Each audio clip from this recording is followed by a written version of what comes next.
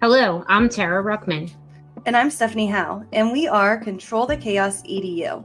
Are you burnout? Are you feeling frustrated or overwhelmed? Or maybe it's the opposite, and you're a go-getter and want to level up. Then it's time to dive in with real talk and solution-focused conversations.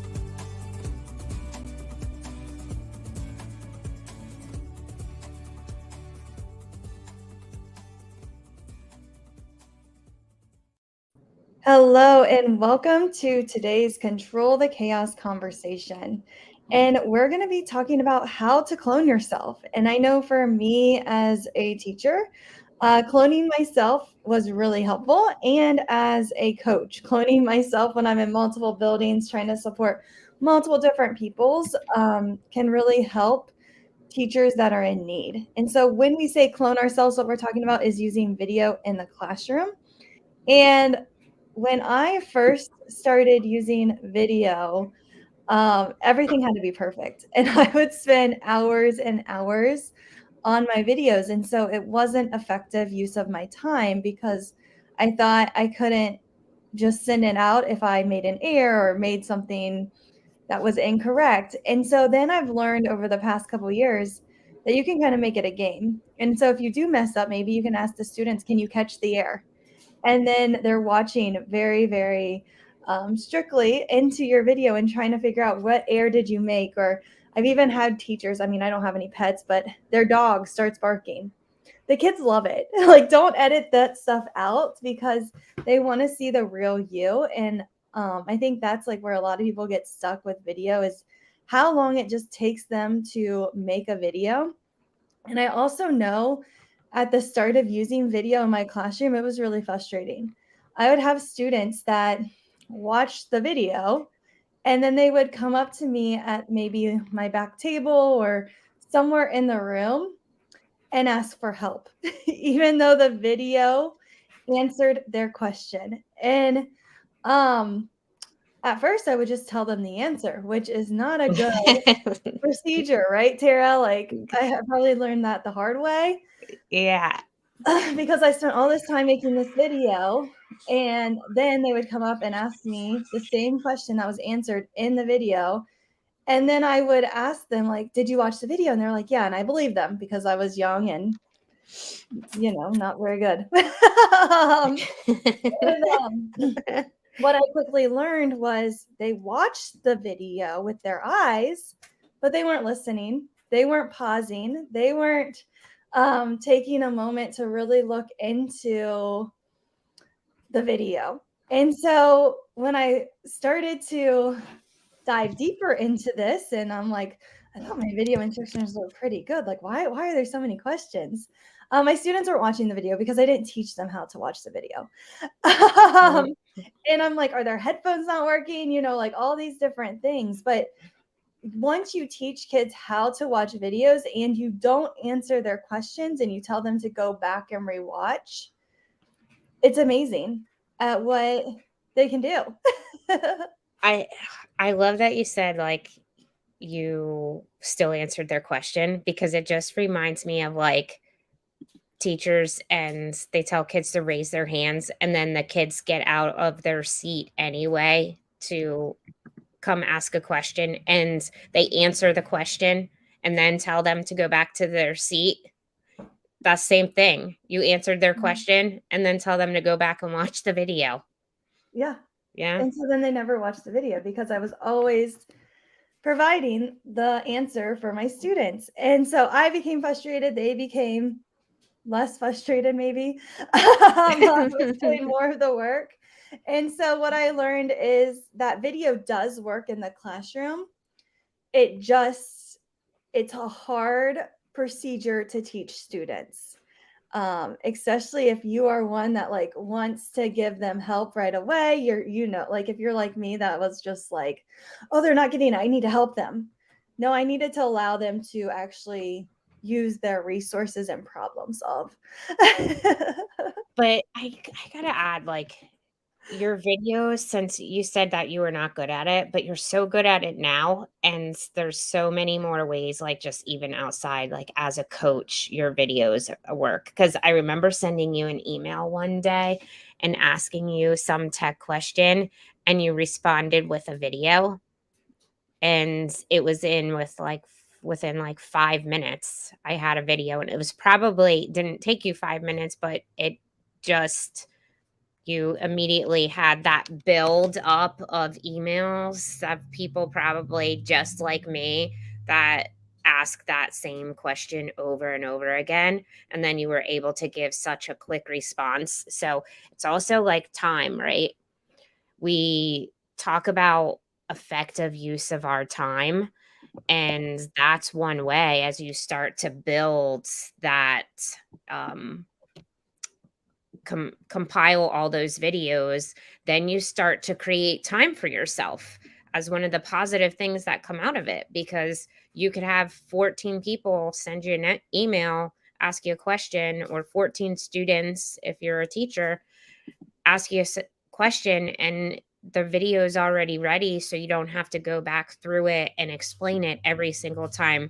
And now you have just say, even if it's just a minute answer, you've just saved yourself 14 minutes, right? To be able to work one on one with a kid or work with a teacher if you're a coach or all those things. Like, there's so many things I can think of that I could really do with 14 minutes in my classroom if I didn't answer 14 questions.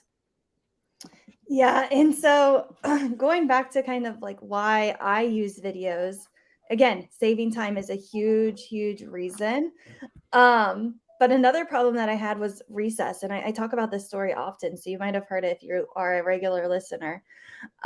Is recess was drama. My students would come back, and I would have all of these issues that I had to listen to and solve. And what was happening is it was affecting maybe 3 to 5 students in my class. And all the other students were just kind of sitting there reading a book quietly, or sometimes they weren't. But we'll like to think that they're sitting there quietly, right? Like as a teacher. But typically that was not the case. And so when it came to recess, I decided after recess, my students would come in and watch a video from me, and that I would be able to deal with the social emotional issue that happened during recess. And it began to change my classroom instruction because it was really amazing. My students who were coming in from recess got the instruction in like a quick 5 to 10 minute video. You want them to be quick. 10 minutes is a little bit on the long side. You do not want it to be more than 15 minutes. So 15 minutes is like your max length on video instruction. And if it is have to be that long, you want to do like quick playlist type videos, like this concept and this concept and this concept. And so what I did is I started to make those videos. And then after the video, they would work on a problem set type of activity that would kind of go over what they learned in the video, just with different questions and different math problems that we were working on. And then the kids that were coming in from their social emotional lesson with me from recess, they watched the video, and it allowed that self-pacing in my classroom to start to occur. And I was able to check in with students and give them feedback instead of taking home a lot of work. So just because some students were finishing that independent practice, they were able to check in with me and get that feedback. When my students coming in from recess who are still struggling, they started to watch the video, and then it just kind of created this nice little self-paced classroom where I was able to help and work with different students. So that social emotional piece is huge because sometimes your students come in and they're dealing with whatever issue from home, they're dealing with whatever happened on the bus, they're dealing with whatever happened on recess. And because I was able to clone myself by video, I was able to meet their needs. I was less upset. They were less upset because I could give them the attention that they needed compared to I have to teach this direct instruction lesson to the whole class, and then I can deal with you. They were able to get that assistance right away. And we all know, like, half of those problems that occur if we don't have time to get to. Like, ultimately, we we would love to be able to share ourselves around all the time, but there's so many times we can't because we have a pace of a curriculum that we're expected to have. Like your content coaches send out like this is what we have to get through for the week, right? Or your administrators or whoever it is that leads that curriculum piece within your district.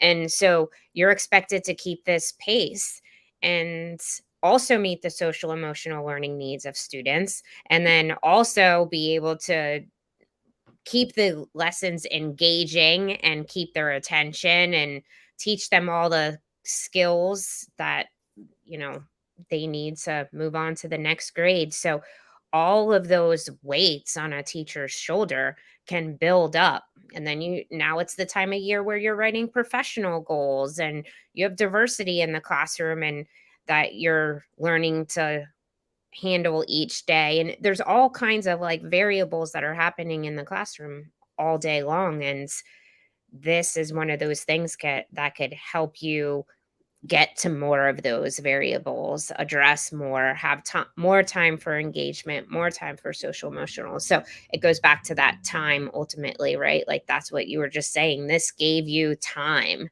to be able to meet so many other needs. So awesome. I'm so excited. Now tell us about the tools, like because I kind of suck at this to be quite honest. Like I've made a couple videos in video, but I'm really not that good at it and I'm not even sure if I was using the right thing.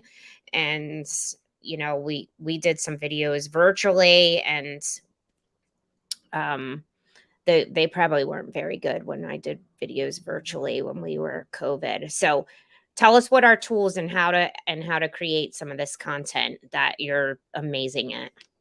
Yeah, so some of the top tools, again, you can use pretty much almost anything that lets you record, but my favorite tools are Screencastify, which is an extension, and you just add it to your Chrome browser, and then you can just hit record, and you can quickly record, and it saves to your Google Drive. You can also upload it to YouTube. I personally like to upload it to YouTube because of some of the accessibility features that it has compared to Google Drive. Like I can add closed captions so students can follow along with me as I'm speaking. And I'm also able to allow my students to speed up the the video, or they can slow it down. So those are really good things that I like to use, is just kind of those. And also in YouTube, you can add like timestamps. So I can potentially add, hey, at this point in the video, I'm going to talk about this, and kids can click right to that part and listen to just that part. I use that a lot when I'm doing professional learning, and the video might be an hour long session. And I might just kind of split it up to different sections. So if you don't need that first part of the section, you just hop to where you need. But that kind of comes with time. Like, don't do that right away. You want your students to be able to kind of have ownership of their learning before you get to that piece. And they also need to be very reflective learners. Another one is Loom. So Loom is another Chrome extension that you can use. You could use WeVideo, which is a website. You can use iMovie. You can also use QuickTime. So many different ways that you can record. Another way is on Amazon. They're like $70, which I don't think is too bad. It's called an OkioCam. And with the OkioCam, it is like a document camera. It's like amazing. And you can travel with it because it's so small. And what you can do if you're a math teacher, or if you're trying to highlight or do something so the students can see an actual piece of paper, it will record that piece of paper. So instead of recording you, it can record that piece of paper, and you're able to upload that. And it's going to capture your voice as you're explaining those different concepts. So really it depends on like what is your purpose. But again, if you're going to be using a lot of paper, like I was when I taught math, and I wanted my kids to see me solve the problem step by step, I just went ahead and spent $70 on that OkioCam, and it was what I used in my classroom because it was just so easy for my students to follow along with, and it was super easy to record, and it just made life easier. And I guess I have to say $70 to buy yourself time is is well money spent, right? Like well worth the $70 to spend that and buy yourself time in your classroom to be able to work with kiddos. Yeah, it was very well. And usually, like a school district might buy it for you or a PTO. So definitely check those options as well. Um, and then the next step are kind of thinking about like, what do you need to have in order to create content? So, what are those key ingredients that make a really good video? The first thing is opening with a question. That way, the students kind of know what the focus is for the video. What are you even talking about? What is the focus for that video? If you are virtual and your students do not see you or they're watching this for homework, I would highly suggest your faces in the video. That way it adds that personal touch. Now, if you're walking around the room, that's probably not as much needed, but if you are virtual in that kind of setting, or if you are having your students watch it for homework, make sure that video is on there with your face smiling and kind of giving different reactions to your students. I was watching I think it was kindergarten teacher who was recording a video and she had like music playing and she was just dancing and singing. And I was just thinking like how much her kids would love it. Like I felt like I was in her classroom because she was just teaching the way that she normally teaches. The only difference was she hit record. But it was just so much fun to kind of see her just being her on video. Guided notes or embedded questions are the next thing. These allow your students to kind of engage with the video. This can also be good for you so that way you know, hey, did they watch the video or did they not? And what's kind of funny with this is I was working with a second grade class and I made the videos like 2 weeks before we did the lesson. And I put in there a key, like a secret password, and it was pickles. And all of these kids started coming up to me and they're like, "Miss Howe, pickles." And I was like, "What are they?" Like, I forgot that I put that in my video. And they just told me and then they sat down because that's what I told them to do. I said, "Come up to me, say the word pickles, go sit down." And they're all whispering it to me. And I was like, "What is going on?" And then finally, I think I asked one of the kids, like, "Why are you guys telling me pickles?" They're like, "You told us to do that in your video." And I was like, "Oh, yeah, but, like, remember if you do that?" But it made for a really great story now because at the time, I was just like, "What are they doing?" And So, were you pregnant when you made that word up? no, it As was a last student? school year, yeah. No? Okay. Um, and, like but it's just fun, just pick, random words that you can just say as, like, a password, or if you make an error, "Hey, can you spot my error?" And they have to come tell you. And again, it takes maybe 3 seconds for them to get up. It gives them a little bit of break when the video is over, but it's just fun for them to do. Another thing that I've learned with littles is if they're going to need paper and pencils or any material manipulatives, have them pause the video, get up and go get those materials, and then unpause the video because their minds, they need to like, there's too many steps or different directions running through their mind. So just reminding them, hey, you can pause, go get those materials, and then let's unpause and watch the video has helped. So just kind of different ways like that. You can also use Ed Puzzle and add your video in there and then add questions within. Screencastify also does that if you have the paid version. Um, have limited text, you want to add photos. You want your videos to be very visual and you want kind of to show all of those different photos. What I like to do is when I'm making a video is kind of make like stop motion. So when I'm thinking stop motion for my videos, every single slide will have maybe one bullet point. And then I add another slide below it, add the second bullet point, the third. And so when I'm clicking through, the text is slowly popping up, the images are popping up as I'm talking about it. And it just makes for your video to go very smoothly. You can use animations. I just found that it slowed down my workflow. And so what I did is I just Command D and then I just add the next part, Command D, add the next part, Command D, add the next part. And it just made my video run a lot smoother.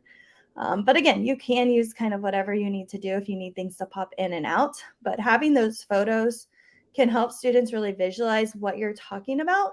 in their videos. And it allows for that kind of multi-sensory approach where they are hearing your voice, they're seeing it, and they're also able to see that text. And then if you have them using manipulatives or taking guided notes, you also have that piece as well. So there are a lot of pieces to creating a really good video, but if you are just starting off, focus on maybe one part. So maybe you start with just a question and you just start with that to engage your learners at the start of it. And then at the very end, I like to also recap it. What did we learn about? You just quickly summarize it for students on just, hey, this is what we talked about today. And then you can move on to the next part. Sounds like a lot. It is a lot, but it It is is a worth lot. your time. I know. But you know what? It starting off, and I know that we'll get to that, is like if you're a newbie, okay, so I guess I'm gonna lead into this topic first. If you're a newbie, how like there you just gave a lot of information, lots of tools, lots of ways to creating content. And if you're just starting out, like for me, I don't do a lot of videos. I do a video here and there. So I could be completely overwhelmed. But how do you get started? Like, for a newbie like me or somebody else that's just getting started with this, what are some of the things that advice that you could give them after, explaining all those tools and creating that content?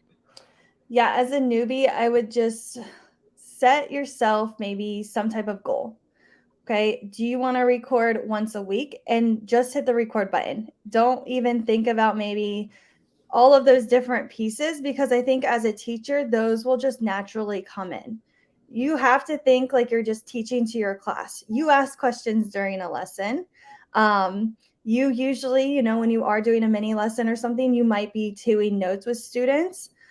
Typically, there's slides already. So just kind of teach like you are in real life. And all you're doing is hitting that record button. And so just kind of try it. And again, keep it short. Keep it between maybe 2 to 3 minutes where you're just going over one example of something and try it in your classroom.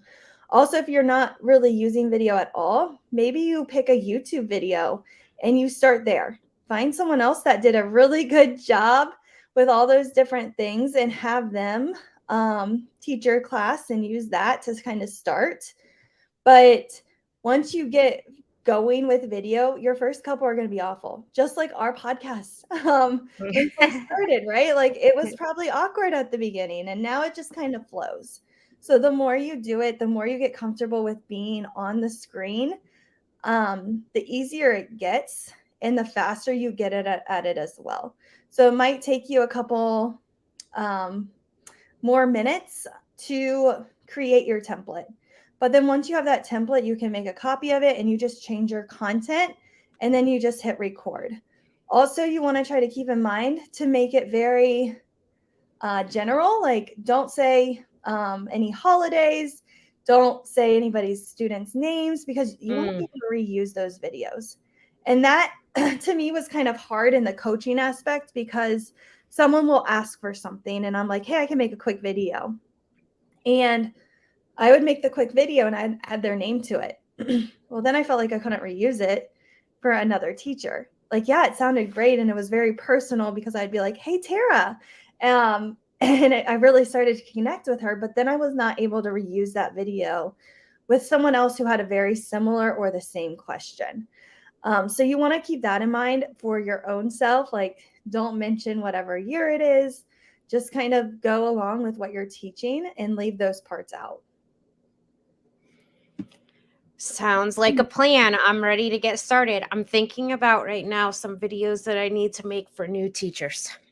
Yeah, So I have some bank of them because we have so many new teachers. we do. That's where I'm going to get started Yeah. because like every year we talk about how to chart progress, and so that will be a good place to start for me as a coach. So, okay. Now we've created the videos. We've, taken our time. We're a newbie. We're getting started. Something that I keep repeating myself in over and over again. I'm recording that. something I'm comfortable with.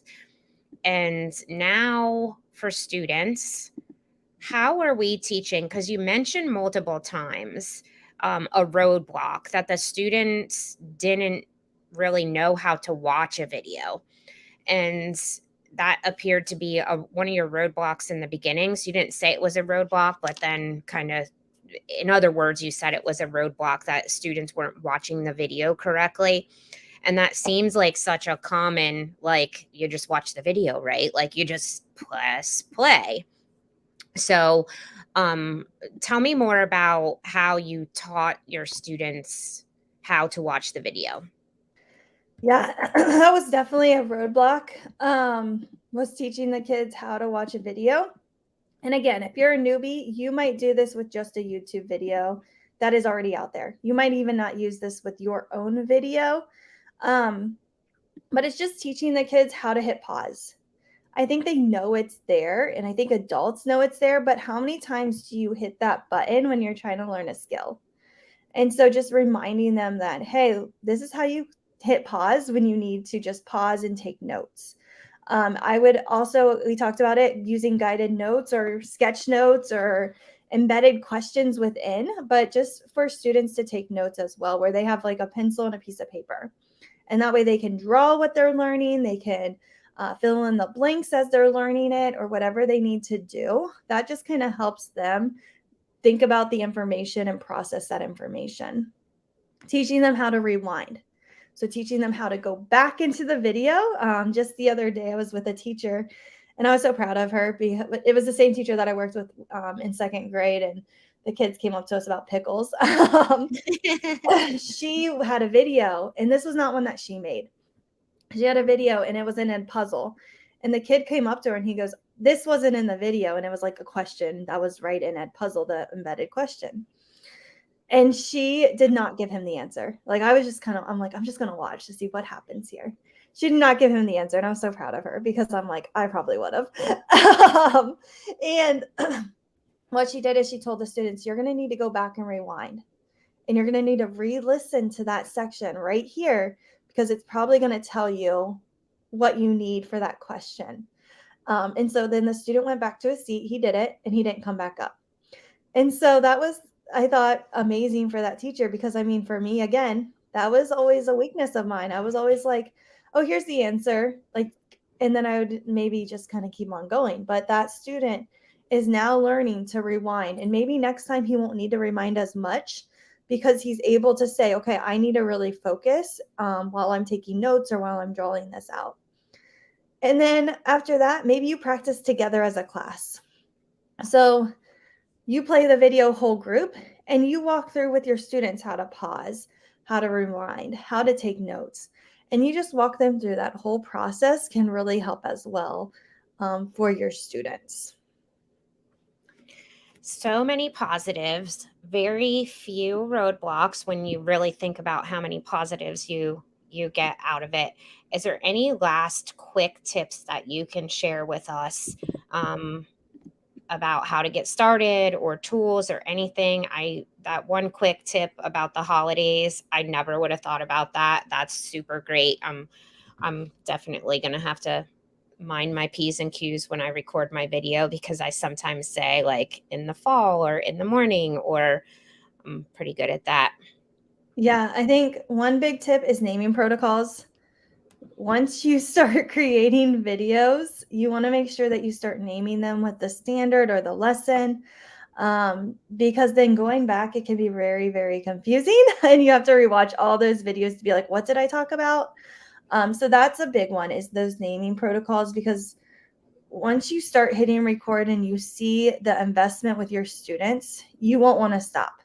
I know that was for me. And so then now I have over, I mean, just for coaching, I think I have over 400 videos. And if I did not name those, it's harder for me to go back and send that same video to another teacher. And so that was like a big thing that I would kind of suggest. Also, start being reflective about your videos. Is there multiple students after you teach them the procedures that maybe struggled with a concept or struggled with something? And maybe that's a video that you remake. So maybe if there are multiple questions or something, and you're like, I know for sure these kids watched it and it was me, then take note of that and maybe you remake the video. Also, towards the spring, I started to let students create the videos and they loved them. And so that group of kids, they're now like seniors, but they ran like ed puzzle groups. They did like all of these different things in my classroom. So if you have a kid that really loves video, have them make the video if they're able to. Mhm. And that can kind of save you time as well. And it's fun for those kids because they really enjoy it too. That's amazing. Thank you so much for all the video cloning myself. I'm going to get started sometime today on adding some videos. 400, that's a lot. Yeah. That's a lot. That's But a lot, it is easier when I mean, right? last year I had to be in 10 places, and so one of the goals I was like, "I'm gonna make everything that I have a video instruction," because it's easier for me to make a video than to type an email or written directions Yeah, about it. yeah. But some people are the opposite. Some people can write it out, but for me, that just takes longer and more brain power than to just hit record. All right. Well, thank you so much. Can't wait to clone myself. Can't wait to hear about you guys cloning yourself. So if you have a video, share it on Twitter with us. Tell us about your cloning of yourself and like, subscribe, and share an episode if you like what you heard today. And until next time, control the chaos. Thanks for listening to Control the Chaos EDU. Check out the description for show notes. We look forward to connecting with you on social media. Subscribe to the weekly podcast so you never miss an episode. Control the chaos. Until next time.